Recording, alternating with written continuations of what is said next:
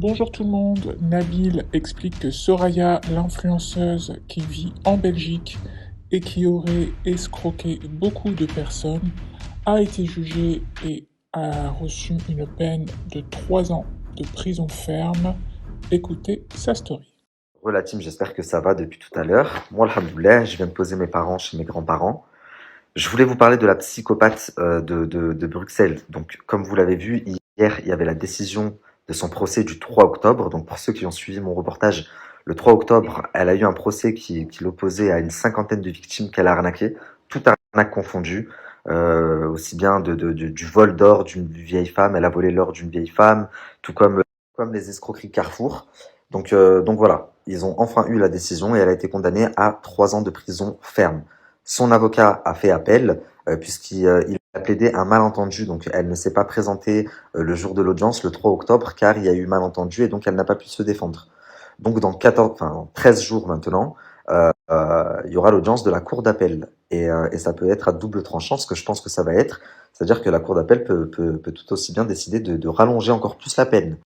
D'ailleurs, je vais tout faire pour que ce soit comme ça que ça se passe, puisque jusqu'à présent, la cinquantaine de victimes n'étaient pas représentées par un avocat. Elles n'avaient pas d'avocat, car elles n'avaient pas forcément les moyens. Soraya leur a volé, enfin la psychopathe leur a volé toutes leurs économies. Mais pour dans 13 jours, là, pour la cour d'appel, je vais voir avec mes équipes pour leur prendre un avocat à nos frais, nous, pour qu'ils puissent bien les défendre et pour qu'elles prennent encore plus que 3 ans.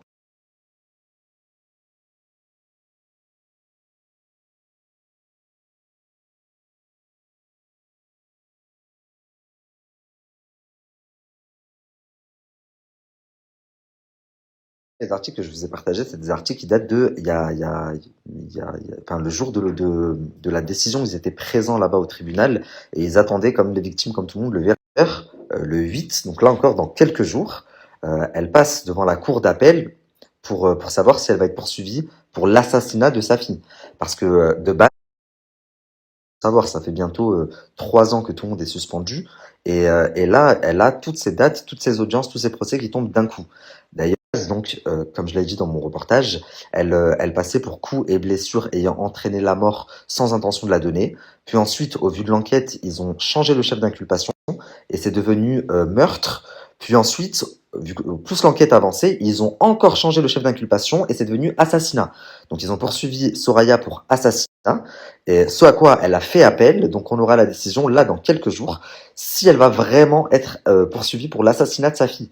Et là, à ce moment-là, si c'est le cas, c'est la va s'occuper d'elle. Et au vu des éléments qu'ils ont et que j'ai aussi qui va sortir dans mon reportage, je pense que le chef d'inculpation va être conservé. Et là, on parle pas de 3 ans, 4 ans, c'est 20 ans minimum, en plus de la condamnation pour escroquerie. Et de la condamnation qui arrive en mai en France pour ce qu'elle a essayé de faire à Magali et moi. Parce qu'elle passe au tribunal en mai. Retenez bien ce que je vous dis, la famille. De toute façon, vous allez le voir après dans mon deuxième reportage. En tout, cette année, elle va manger en tout, hein, je vous parle, presque 30 piges de prison. Quand elle ressortira de là-bas, elle aura 60 ans. Dernière chose que je voulais vous dire, et après j'arrête de parler de cette folle, jusqu'à mon reportage, numéro 2 qui sort bientôt. D'ailleurs, exclu, il a déjà commencé à être tourné. Donc ça fait 2 jours qu'ils sont déjà en train de tourner. Il y a des victimes qui tournent, des inserts, etc., etc., des lieux. Donc même si moi je suis au Maroc, le tournage a déjà commencé.